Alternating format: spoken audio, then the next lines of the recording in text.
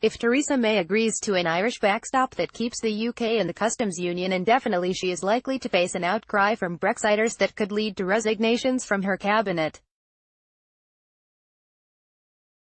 Sources close to Leave supporting ministers described the atmosphere as tense and febrile as they awaited the outcome of unexpected crunch talks in Brussels on Sunday between the Brexit Secretary, Dominic Raab, and the EU's chief negotiator, Michel Barnier. Conservative Party sources said May could survive a single resignation, but might not be able to do so if several ministers left at once. Here are the three who are considered most likely to quit. Andrea Leadsom, the leader of the House of Commons, will be a crucial figure if Theresa May's proposals for Brexit are to make it through the House of Commons. A former leadership candidate with some backbench support, she has little personal loyalty towards the Prime Minister after being demoted from the post of Environment Secretary after the general election. But she does not want to destroy either Brexit or a Conservative government with a futile gesture.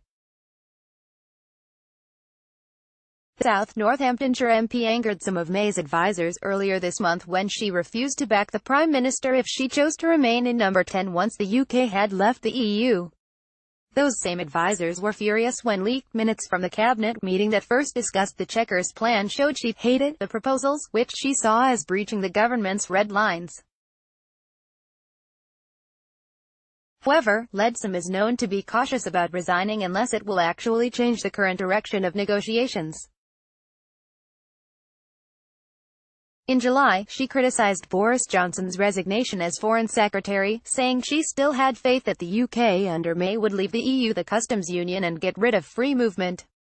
Penny Mordaunt, the Brexiter, who with Leadsom, Johnson and Michael Gove appeared at the memorable Vote Leave press conference minutes after David Cameron resigned from office, has refused to back the Chequers plan. The International Development Secretary is believed to be deeply concerned by reports that Britain could enter a deal with an indefinite arrangement to remain within the customs union. She is being seen as a possible frontrunner to succeed May and will be aware that party members rarely support ambitious ministers who have deposed a sitting Tory Prime Minister. A former Navy reservist, she may feel some loyalty towards May, who has promoted her twice. When May took office in 2016, she became Minister for Disabled People, before moving to her current post after Priti Patel resigned last year.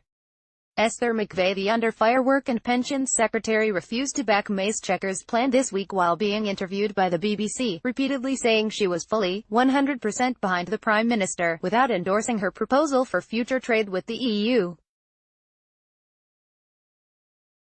An arch-Brexiter and an ally of Ian Duncan Smith, she is said by colleagues to be concerned by the possibility of continued links with Brussels and plans for the Irish border.